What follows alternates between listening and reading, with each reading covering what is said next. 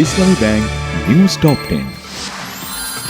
2 সপ্তাহের যুদ্ধবিরতিতে সম্মত যুক্তরাষ্ট্র ইরান, টোল দিয়ে হরমুজ প্রণালী দিয়ে চলবে জাহাজ। তেহরানে উল্লাস, জাতিসংঘ ও বিভিন্ন দেশে স্বাগত।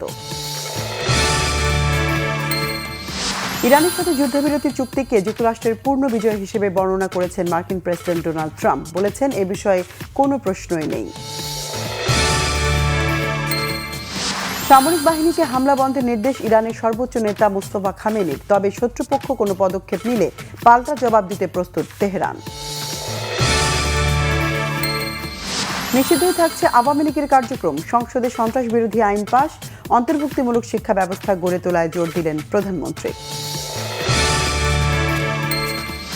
যুদ্ধবিরতির খবরে বিশ্ববাজারে তেলের দামে পতন হলেও তার কোনো প্রভাব পড়েনি দেশের বাজারে। গ্রাহক ও পাম্প কর্তৃপক্ষের পাল্টাপাল্টি অভিযোগ অব্যাহত। চট্টগ্রামের বিভিন্ন এলাকায় অভিযান চালিয়ে 22,642 লিটার ভোজ্য তেল জব্দ। 2 প্রতিষ্ঠানকে 60,000 টাকা জরিমানা। রাজধানী সহ সারা দেশে বাড়ছে হামের ভয়াবহতা। আগের সরকারের ব্যর্থতাকে দায়ী করছেন স্বাস্থ্যমন্ত্রী। পরিবেশ ও জলবায়ু সংকট মোকাবেলায় তরুণ প্রজন্মকে যুক্ত করার আহ্বান জানিয়েছেন তথ্য সম্প্রচার মন্ত্রী জহিরুদ্দিন স্বপন। সংসদে সংরক্ষিত নারী আসনে নির্বাচনে তফসিল ঘোষণা। ভোট 12ই মে, মনোনয়ন দাখিলের শেষ সময় 21 এপ্রিল।